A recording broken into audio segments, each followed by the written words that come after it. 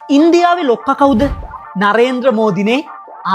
අගමැති ලොක්කා වෙන රටවල් වලට අපි කියනවා කැබිනට් පාර්ලිමේන්තු ආකෘතියේ රටක් කියලා. ඇමරිකාවේ ලොක්කා කවුද? ඩොනල්ඩ් ට්‍රම්ප්නේ.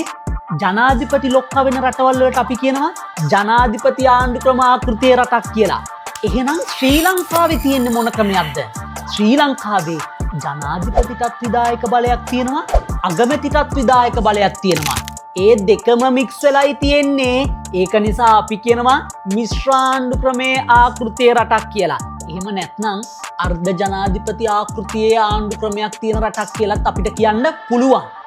ඔය ජනාධිපති අගමැති දෙන්නම එකම පක්ෂකින් පත් වෙනවා නම් දේශපාලනයේ ලොකු ප්‍රශ්න එළියට එන්නේ නැහැ.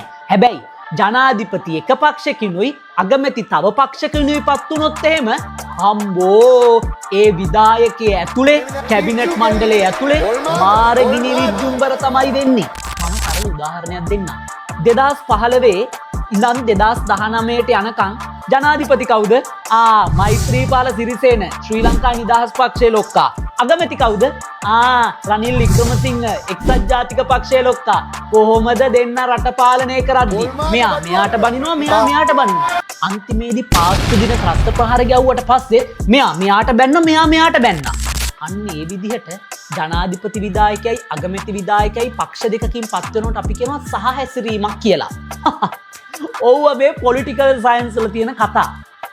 ආර්ට් කරනවා නම් පොලිටිකල් සයන්ස් කරන්න.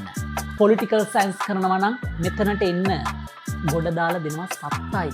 මෙන්න මේ පහළ තියෙන නම්බරයට කතා කරලා සෝමි සර්ගේ පොලිටිකල් පන්තිරේ එන්න ඕනි කියනකෝ. එච්චරයි.